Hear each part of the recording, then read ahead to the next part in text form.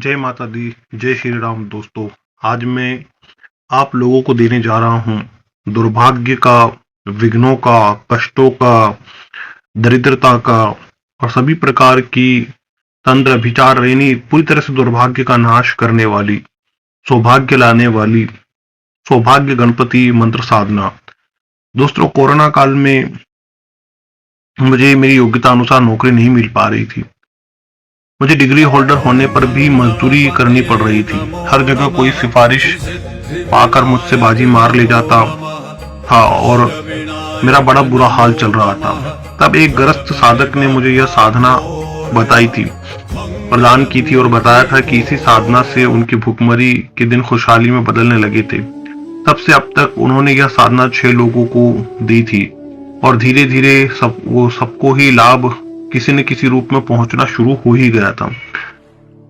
इस साधना को इस प्रकार किया जा सकता है।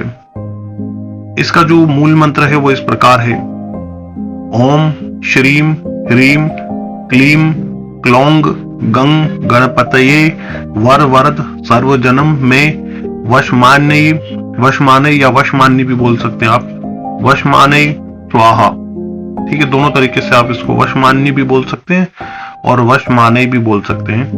तो वशमाने ही बोले तो ज्यादा उचित रहेगा। सौभाग्य गणपति साधना के लिए सबसे पहले तो आपको पवित्र होना जरूरी है। साफ सुथरे कमरे की जरूरत है, या आप मंदिर या आपके पूजा स्थल पर आप इस साधना को कर सकते हैं।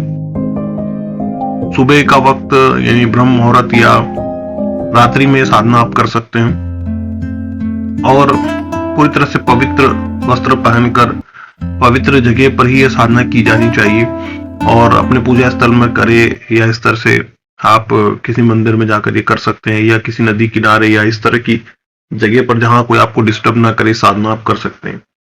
अगर फिर भी किसी के पास ऐसी कोई जगह भी उपलब्ध नहीं है और वे पूजन इत्यादि भी नहीं कर सकते, किसी ऐसी हालात में फंसे हुए हैं, तो वे मानसिक पूजन करके भी साधना को कर सकते हैं।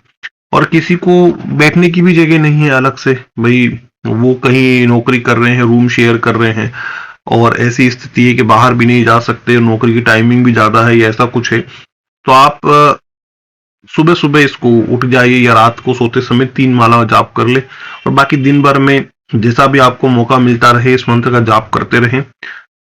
अपराकृतिक मैथुन, पौन, नशा, व्यभिचार, किसी का नुकसान कर देना, ठीक है, दुर्घटनाएं कर देना जानबूझकर किसी के साथ, यानी किसी के साथ बुरा कर देना, तो इस तरह के कार्यों को छोड़ दे। किसी के लिए बुरा सोचना, इस तरह की सभी बातों को छोड़ दे और बीड़ी, सिगरेट, गुटखा, तंबाकू खाना बंद कर दे तो ज्यादा अच्छा है।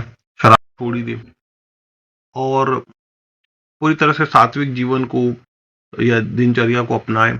अश्लील विचार रखना, अश्लील चीजें देखना करना, वो सब छोड़ दे, तो ये साधना बहुत तेजी से फलीभूत होगी। वैसे इसमें ब्रह्मचर्य का पालन करना शर्त नहीं है, यानी ये नियम नहीं है, लेकिन करे तो ज्यादा अच्छा रहेगा। तो यह साधना जो है वो दुर्वा, इसमें जो चीजों की आवश्यकता पड़ती है तो वो दुर्वा, लाल फूल, मोदक का भोग और दीपक जलाकर पंचोपचार पूजन करे, फिर श्रद्धा पूर्वक जाप करे।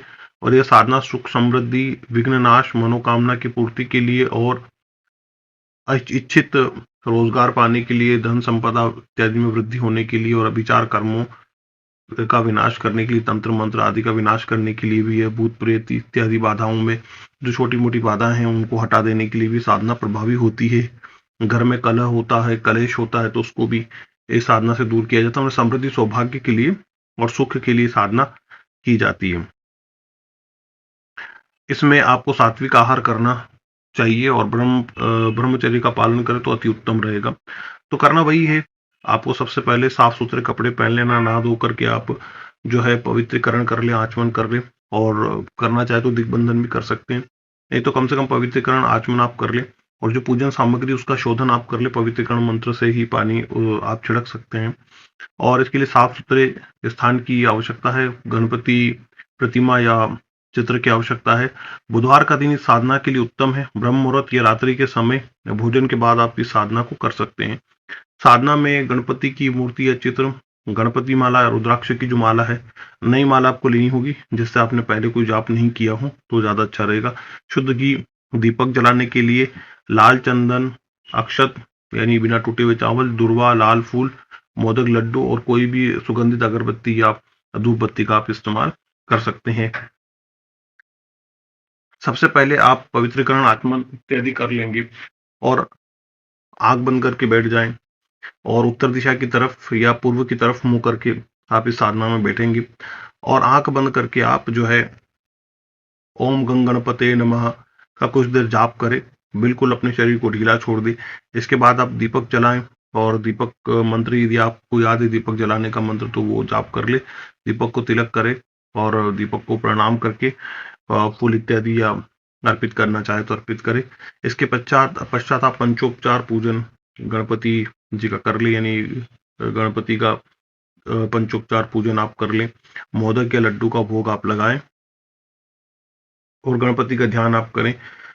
जो कि प्रसिद्ध मंत्र है वो नेट पर से भी आपको मिल जाएगा।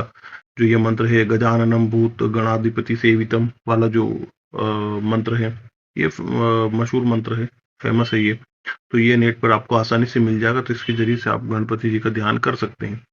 इसके बाद जो आपको करना है शिव पूजन, आप गणपति पूजन के बाद शिव पूजन भी आप इसमें करें और ओम नमः शिवाय की एक माला और ओम गंग गणपते नमः की जो है एक माला आप जाप कर लें। इसके बाद आपको मूल मंत्र और दुर्वा उनको अर्पित करना। जब ओम गंग गणपते नमः की 108 बार जाप आप कर ले तो एक दुर्वा अर्पित कर दे उनको, गणपति को। इसके पश्चात आपको मूल मंत्र को बिल्कुल ध्यान एकाग्रचित होकर के मूर्ति या गणपति यंत्र है तो उसके सामने या चित्र है तो उसके सामने बैठ करके पूरा, या फिर अगर आपने चित्र वित्र नहीं रखा तो उनका ध्यान करके पूरी एकाग्रता के साथ आपको दुनियावी और सांसारिक विचारों से, दुनियावी ख्यालातों से अपने आप को, अपने मस्तिष्क को, अपने मन को, अपने दिमाग को मुक्त करते हुए पूरा ध्यान मंत्र जाप पर केंद्रित करते हुए और यथासंभव हो सके तो आंख बंद करके आपको मंत्र जाप करना है। तो मंत्र जो है वो इस प्रकार है, ओम श्रीम ह्रीम क्लीम क्लौंग गंग गणपतये वर वरद सर्वजनम में वश मानय स्वाहा। ठीक है, एक बार और फिर से मैं धीरे धीरे पढ़ लेता हूँ। ओम श्रीम ह्रीम क्लीम क्लौंग गंग गणपतये वर वरद सर्वजनम में वश मानय स्वाहा। ठीक है, वश माननी भी आप बोल सकते हैं, कोई दिक्कत उसमें नहीं है। तो ये है मंत्र। और मंत्र जाप करने के पश्चात आप आरती करें और प्रसाद वगैरह वितरित करना चाहें तो आप वितरित कर दें। अन्यथा आप अनुष्ठान के अंत में आप रोजाना दशांश हवन, उसका दशांश यानी जो जाप आपने किया है उसको, जो जितनी संख्या में आपने जाप किया है उतनी संख्या को 10 से भाग करें तो हवन संख्या निकलेगी उतने मंत्र से।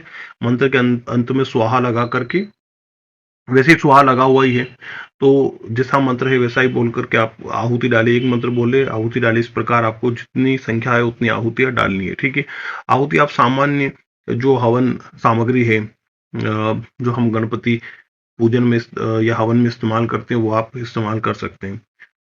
ठीक है, और अगर कोई सामग्री नहीं है तो आप जो खुशबूदार लाल चंदन, सफेद चंदन का जो पाउडर होता है उसको घी में मिलाकर, देसी घी में मिलाकर भी आप आहुति दे सकते हैं। ठीक है, ये आप कर ले।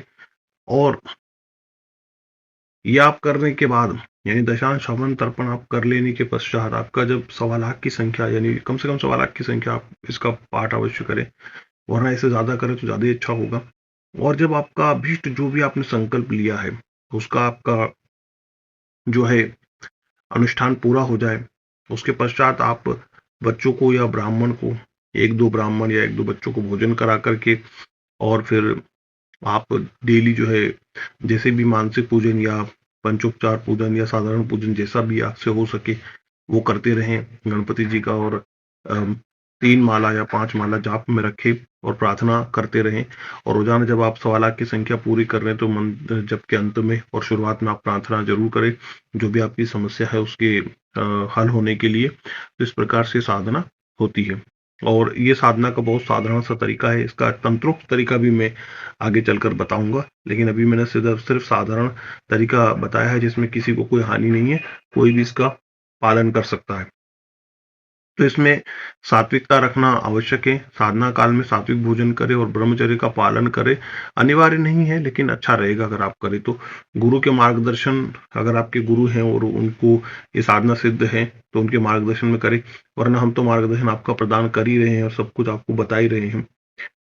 सरल साधना में केवल आप गंग गणपति नमः का 108 बार जाप कर सकते हैं और मूल मंत्र का 108 बार जाप कर सकते हैं और एक दुर्वा भी चढ़ाए तो अत्यंत प्रभावशाली होता है। जो लोग नहीं बैठ सकते हैं, साधना में मजबूरी है या इस तरह का विधान नहीं कर सकते, वो चलते फिरते उठते बैठते करेंगे, ठीक है। वो मैंने पहले आपको शुरुआत में बता दिया। यह साधना धन संपदा, यश, सुख समृद्धि, मान सम्मान और अपनी योग्यता के अनुसार आपको परिणाम नहीं मिल रहे हैं तो वहां ये साधना की जाती है और इसके और भी बहुत सारे फायदे हैं। तो ये साधना मैंने आप तक पहुंचा दी है। जिसको भी परेशानियां हैं, तकलीफें हैं, वो इस साधना को करे और विश्वास रखें। साधना में एकदम परिणाम नहीं मिलते हैं, तो क्योंकि मुझे 6 महीने लग गए थे परिणाम आने में, लेकिन साधना बहुत प्रभावशाली है क्योंकि वो पेंडेमिक का दौर था। और कईयों को तो 1-2 दिन में ही परिणाम मिल गए हैं, कईयों को 1 आध महीने में मिले हैं, कईयों को ज़्यादा भी समय लगा है। लेकिन विश्वास रखें, साधना को जारी रखें, ज़रूर आपको सफलता मिलने लगेगी। इसी के साथ मैं विदा लेता हूँ। जय माता दी। धन्यवाद।